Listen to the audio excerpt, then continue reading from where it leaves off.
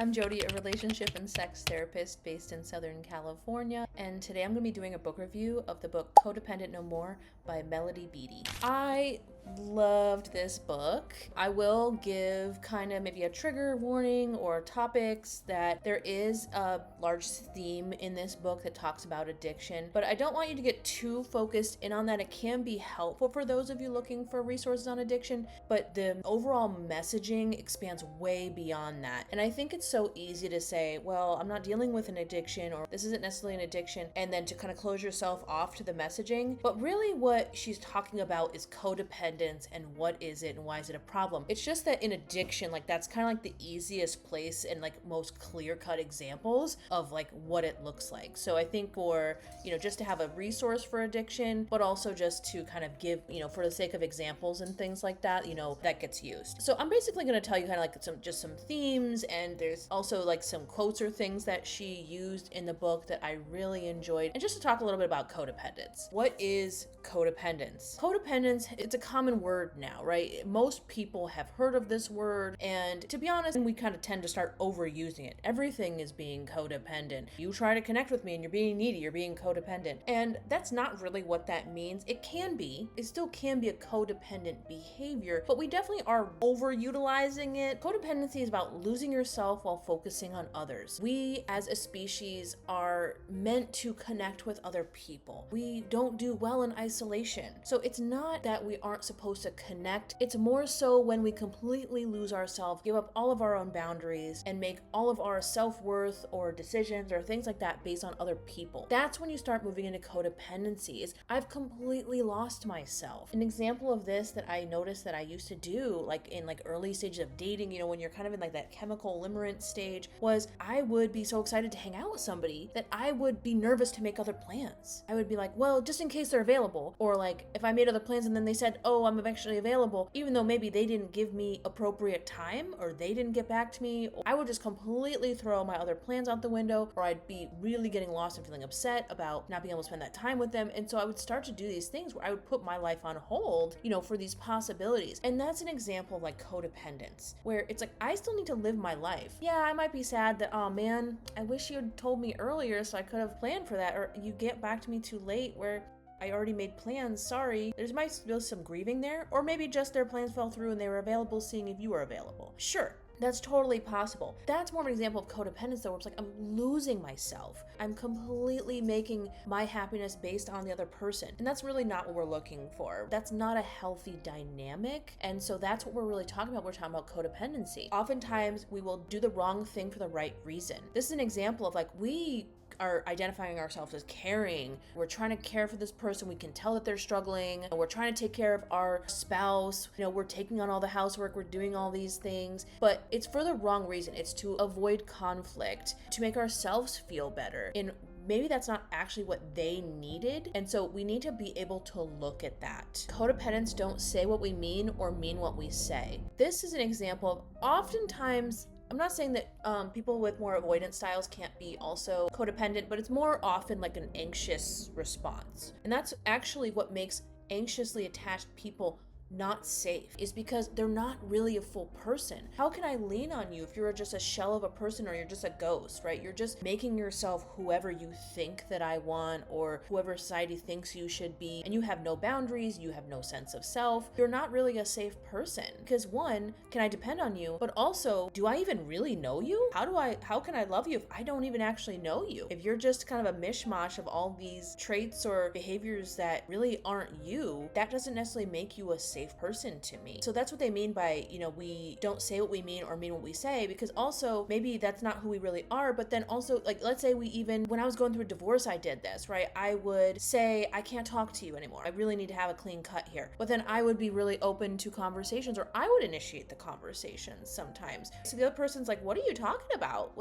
I'm so confused right now. That sense of stability in myself would just kind of go right out the window really quickly. And that's kind of what they mean, is we don't fall fall through natural consequences. We won't keep to things that we say, and that really doesn't give us a leg to stand on or any type of stability. They also talked about like caring versus caretaking. I was kind of mentioning that a little bit earlier. Again, we can perceive something as caring, but we really need to look at it if it's caretaking. And the main difference between those things is caretaking is I'm basically taking away natural consequences from this person. If this person has an addiction or treats people rude and I just make excuses for that behavior, they're not actually going to get the help that they need because I'm not allowing them to drop, right? This is when they talk about like hitting rock bottom. It's not that every situation is hitting rock bottom, but if you are the one preventing someone from experiencing natural consequences and preventing them from feeling pain and things that actually might help them to change, then you're more in the caretaking role than the caring role. You can still say, I care about you and I have boundaries. I'm not going to accept this form of treatment.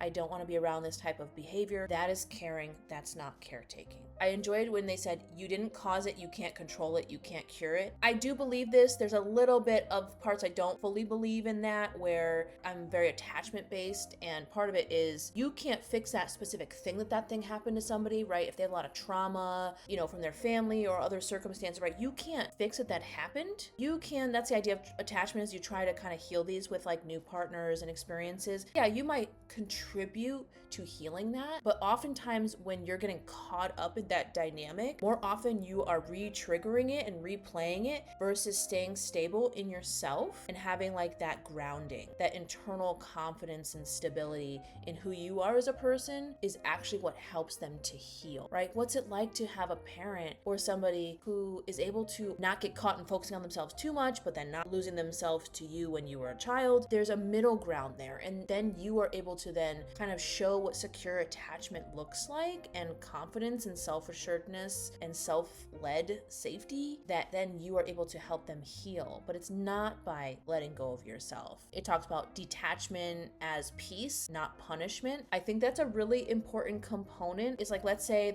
people cutting off or becoming estranged from their parents is a really common thing that happens nowadays, right? It's not that that's wrong, but it's more about what your reasoning might be. There might, of course, be I don't really want to do this, but I need to force myself to do it. And that's often a common thing, but it's more so if I'm taking space or I'm accepting something. It doesn't always have to be estrangement. Maybe I just accept that my parent isn't going to be able to provide me what I need, and I'm okay with that, and I've accepted it, and I still want to have a relationship with them. Or I've decided that I cannot have a relationship with them because it's just too painful for me, and I'm noticing what my own boundaries may be, and I'm noticing that they're not willing to change, and that does not work for me. Or it's harmful. You get to decide what your level of pain that you want to go through is, and it's also just not, I think it's so easy to just say, well, I'll just cut them off.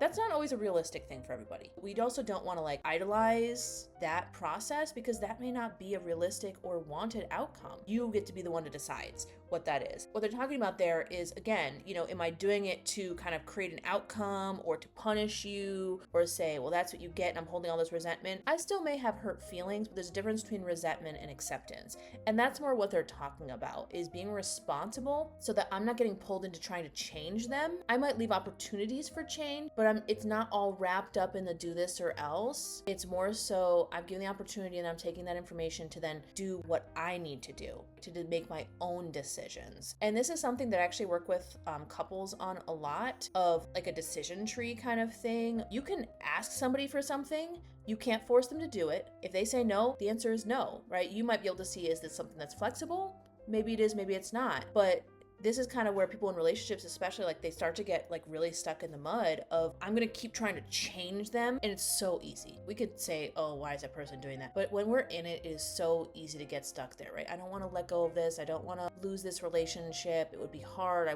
put all this effort in, and maybe I'm stuck in my own attachment stuff. But it's about really how do I kind of just accept that? Is that something that I can move forward with, or is it something that I need to let go of and make my own decisions rather than having it be based on the other person, right? Nobody really likes when the person's it was all everybody else. You want to hear people take their own accountability, and it feels comfortable in that victim position, right? Why do these things keep happening to me? And you can allow people to own their own stuff. We're not saying throw accountability out the window, but there is this component of, okay, I've got the information that I need. How do I now take responsibility for my own decisions and move forward? The other one they had was control's an illusion and people will change when they want to change. I think that is a really deep thing to accept. I can leave the opportunity, I can't force it to happen. The other person has to want the thing to happen.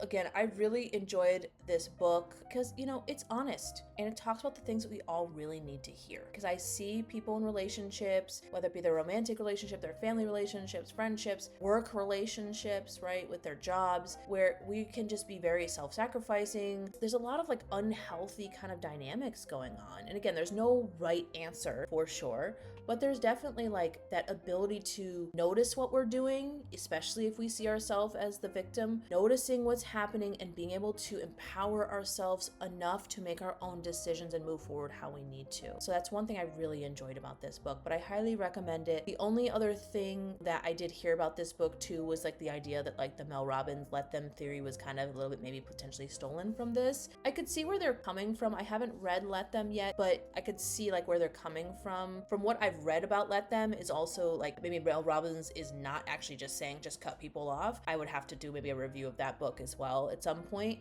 However, the main point from this one is yes, let them, but let's not like make that just be like, you're not gonna change. I think sometimes with the let them feeling that a lot of people interpret that as, it can be a little snarky. Like the, well, they're not gonna change, let them make a jerk of themselves, whatever. And that's not really like the, what we're aiming for there, but that's definitely a book that they said there's like similar themes or things in there as well. Let me know if you've read this book or, your thoughts about Let Them in the comments. Yeah, look to see you forward at the next one.